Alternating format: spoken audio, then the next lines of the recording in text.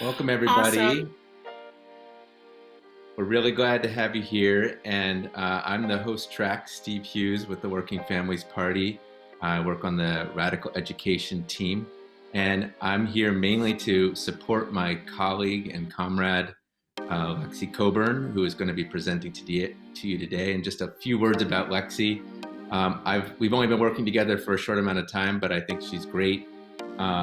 She is the National Radical Education Field Manager for the Working Families Party, and she comes to WFP having worked on the Warren campaign, having worked for Indivisible, and like I said, we just started working together recently, but I already know she's a powerhouse, and I will hand it over to you, Lexi. Take it away. Thanks so much, Steve. And welcome, everyone. We are really glad to have you with us today. So, today, we are going to be talking about the parties we have. And in other words, when we look at the political system in this country, it is generally described as a two-party system, like one and two. So, for this short interactive session, we're going to unpack that a bit. So, let's go ahead and talk about the goals for this session. First, we want to learn a bit about the diversity of the power players that exist within the two parties, or at least the ones that are close to them. Second, we want to learn a little bit about the interests of those power players and what they do to advance those interests. And finally, we want to develop a multifaceted understanding of political power. Now, what do I mean about that? Well, we want to look at how power is more than just people or money, as important as those things are. It is also about controlling political infrastructure and really shaping, mending how people think. So let's dig a little deeper on that idea of developing a multifaceted understanding of power. Now, what gives a person or an organization political power? Now, if you have some ideas, I'd love to see them. Throw them in the chat.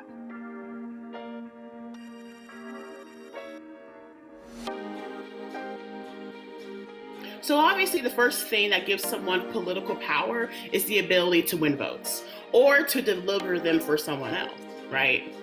This is where the rubber meets the road when it comes to measuring that political power. Now, in our country, the ability to win votes is often closely associated with money, either having your own or being able to raise large amounts of it. But there's more to it beyond votes and money. Another way that people and organizations gain political power is by controlling political infrastructure. And that might mean controlling the levers of power inside one of the parties or inside Congress itself. This kind of power lets you put things on the political agenda, and it also lets you keep things off the agenda. Some of this may sound familiar to you. And finally, political power also makes itself visible in terms of the ability to shape ideas and the way people think about the big issues of the day. Some might say this is the ability to shape what the general public considers to be common sense at any given time. So let's say, what if we were to draw a picture of what political power in the United States look like? What might we draw? If you have some ideas, go ahead and put them in the chat. But as we do that, here is a picture of what we drew. It is a picture of the modern Republican and Democratic parties. Now, we are not going to go into this with great detail right now, but this picture shows some of the forces that live in these two parties. And we have everything from elected officials and former party organizations to the media to voting constituencies like white evangelicals for the Republicans or affluent liberals for the Democrats. We have donors and we have advocacy and movement organizations as well. So this picture is placed onto something called a power map. A power map is a tool that organizers often use to assess the power in their communities and to plan their organizing campaigns. It's a really big tool on strategy. So as you can see, it's set up as a grid. Along the bottom, along the horizontal axis, we show how aligned various power players are in our political system and where they are with us. Now, on the left side, let's say that we have people who believe that we should abolish all billionaires, which, yes. And on the right hand side, we have power players who believe that what's good for billionaires is good for all of us. Does everyone see that? Does everyone see the way that's put on the map? On the vertical axis, we can also see how much power these groups have. When you get closer to the top, the more powerful they are. And as you get closer to the bottom, the less powerful. Everyone with me so far? Give a moment. Okay. I'm going to trust that. I'm going to trust the silence. We could argue over where any one of the groups on this map should be. And for now, let's not quibble about these details. What we really want you to do is take a look at the broader patterns on this map. Now let's look at three larger groupings on the map. Now the first grouping in the upper right-hand corner is the Republican Party. This is red. We want to argue that regardless of any particular election outcomes right now, the Republican Party is quite powerful in terms of having well-organized infrastructure and a clear and consistent worldview. That doesn't change usually. Now the next grouping here is in the middle. This is what we would refer to in shorthand as the party establishment of the Democrats. These are the big donors, the bulk of elected officials, consultants, and also voting blocs like the affluent liberals that I mentioned earlier. And the final group here in the green is where we live. This is where movement organizations and left-wing elected officials live. It's also where the multiracial working class lives as well. So there's a couple of things you might be noticing from this picture. First of all, note that there are some overlap between the circles. Now, we're not talking about solid boundaries. That doesn't really exist here. Just simply groups that tend to cluster together in terms of ideology and the power to enact that ideology. Now, the other thing that is also pretty obvious by looking at this is that our folks don't have a lot of power. There's not a lot here. This is true compared to Republicans. But it is also true compared to the forces that make up the establishment of the Democratic Party. Now, so there's always more than one thing, right? So we just looked at that version of the power map. Now we're going to look at this version of the power map. This is personally my favorite.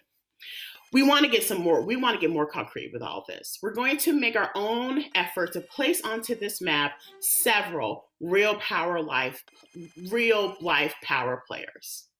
Now, if we have more time, we would map both the Republicans and the Democrats, but for now, we're going to focus on the Democrats because they are more complex. They're in a more complex situation in terms of our understanding of how political power should be distributed. So, we're going to get started with someone that is super familiar to most of you, if not all of you, Representative Alexandria Ocasio-Cortez, or AOC, as she is often called. Now, as you can see on this slide, we are laying out two things. What are her interests and what means does she have to achieve those interests? So, for example, AOC's interest is pursuing policies for the many, not the few, which sounds real familiar to me. In terms of her means, she has a huge social media following at her disposal to achieve her interests. At any given point in time, she's on TikTok or Twitter talking about policies. Now, I'm going to give you a few seconds to look at her and just look at her, but also look at her card and to think about where on the power map you think she should go. I'll give you all a moment to do that.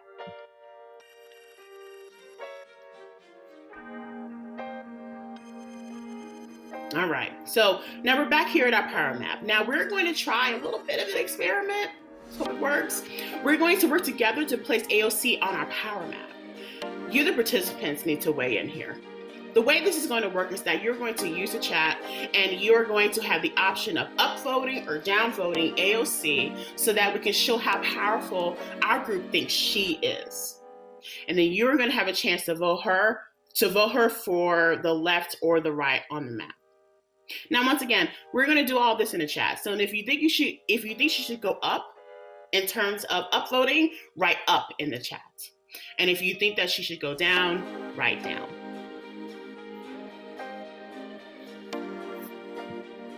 And also, if you think she should move sideways in one direction or the other, write left or right in the chat.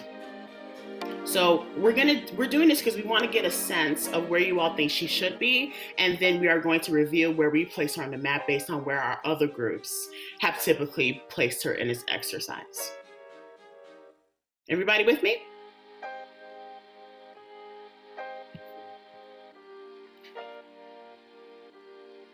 All right. And also, here's the thing. There is no limit on voting, so just let her rip. Let us know what you think. Vote as many times as you want, and we'll see if a pattern emerges. So let's go ahead and see those votes in the chat. Where do you think she lands on this power map?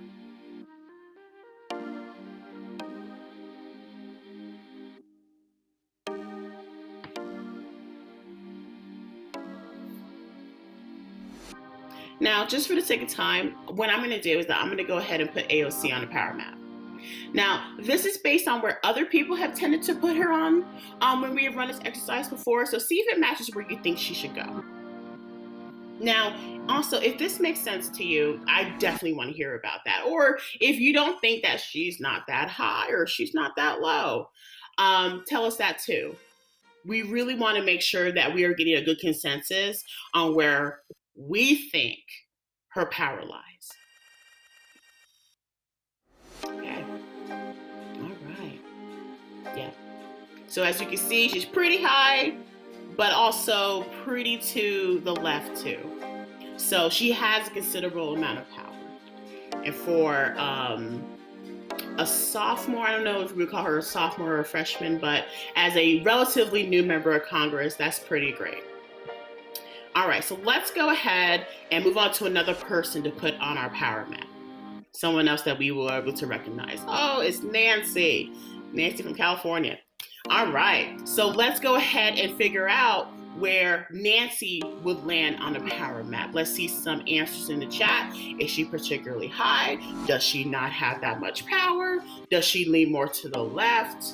I'm pointing to the right. Does she have more power to the right, or does she have more power to the left? Where's Nancy go? Okay, Sarah said that she would put her at 5 and up and 3 left, and I'm assuming that was for AOC. Yeah. Okay, cool. Let's see where we put Nancy on this power map. Yeah, okay, so as you can see here in juxtaposition to AOC, Nancy is more going to the right of AOC, but also higher, but I would like to say not that much higher in power than Nancy Pelosi. Isn't that interesting? This is also, like, once again, where Nancy and AOC and other people that were other positions, people, organizations that we're about to do, this is where they have said this in the past. This is pretty much a survey sample size, if you will. But up to the right, according to this.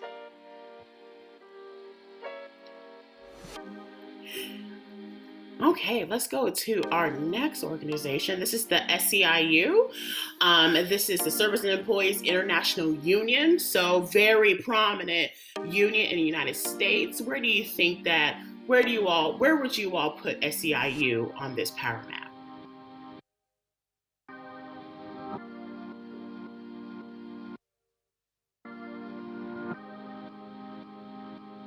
Okay, I see some people in the chat saying up to right. I would put Nancy up high and in the middle. Yeah.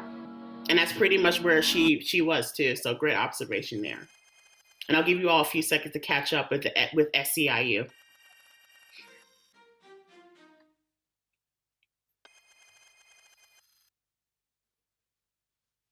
All right, let's see where SEIU lands on this map.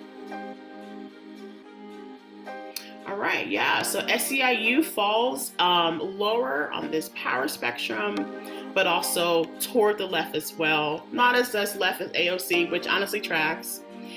So as you can see here, these are where these pieces fall on this power map. So you're able to gauge how much pull people have from here. All right, do we have another one? The Movement for Black Lives, one of my favorites, my faves. This is an organization and a rather grassroots organization, so it'll be really interesting to know where the Movement for Black Lives lands on a power map. So let's see where they land on this power map.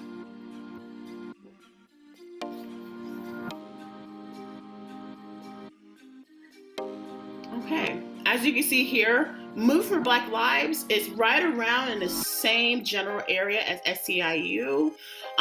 They are further left. Probably the most left, just by a little hair of AOC, but they're also the lowest on this trajectory of power as well. All right, let's go to the next example. David Plouffe, I've met him. This is a political consultant, Democratic liberal political consultant. So, you know, there's a whole town of them. Let's see where David Plouffe lands on this power map.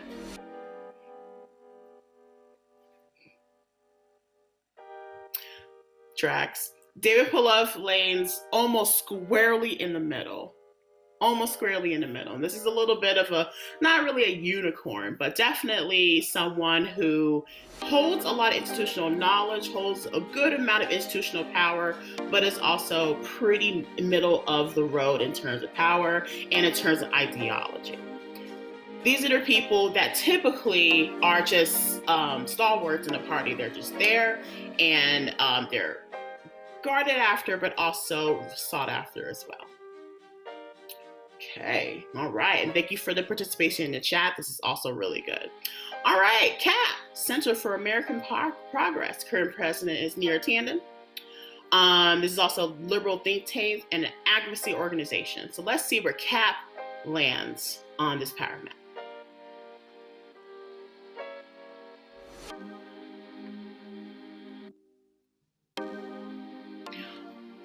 Just like David Plouffe and Nancy Pelosi, and actually just in the middle, CAP lands at a certain point in the middle of this power map that, once again, is the same thing. Highly sought after, good amount of institutional power within the establishment of the Democratic Party. You're gonna this organization holds a lot of credits with a lot of the way that policy moves. So it kind of does make sense that they're in the middle. It's really great observations. I love this exercise. Okay, African American voters. Hi, where do I land on this map? It's actually a really good question. Where do I land? Let's see where I'm at. Let's see where I'm at. I feel like I know. I feel like I don't have a lot of power. But let's see.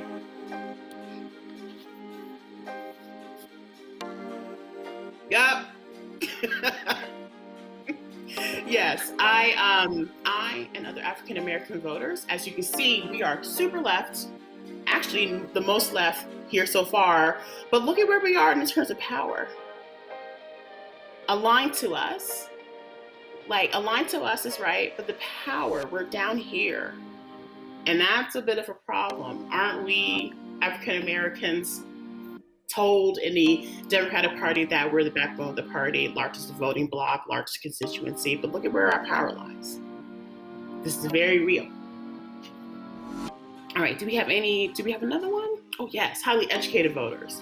Now, remember how we said in the beginning, you can have those intersecting circles. I can be a highly educated voter and an African American voter, which does move my position on this power map, or any other person's position on the power map where it intersects. But let's see where highly educated voters, which is less than 10% of the electorate, lands. All right, yeah. So as you can see, you can definitely see that some of the most powerful people really do end up in the middle. It's really helpful to see where how these relationships go. Highly educated voters are slightly higher on the powerful projection, but definitely squarely in the middle as to aligned with us. Great, yeah. All right, do we have a next one? Oh, Michael Bloomberg. Michael Bloomberg, I don't think I need to introduce him, but he is the former mayor of New York and 2020 presidential candidate for the Democratic Party. So let's see where Michael Bloomberg lands. I have a hunch, but let's see.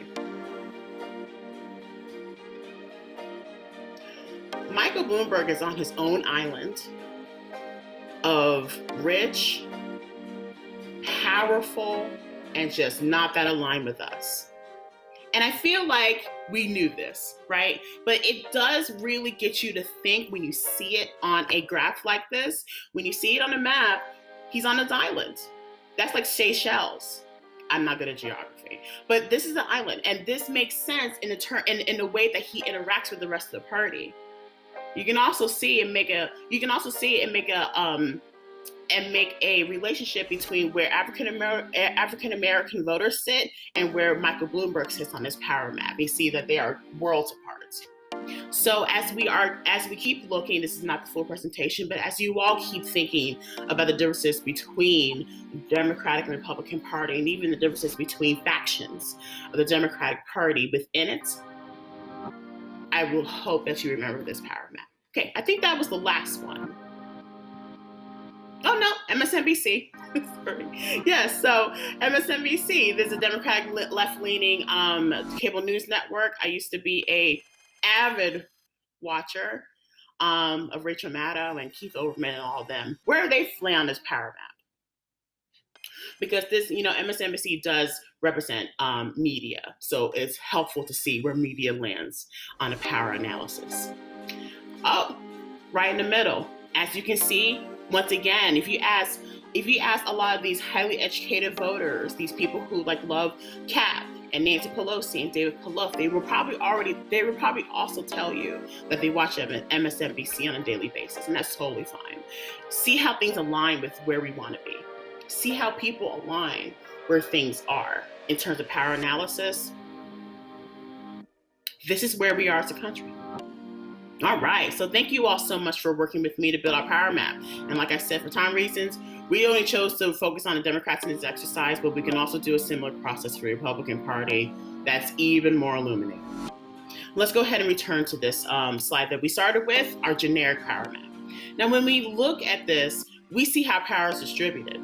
On a map like this, power acts as the center of gravity.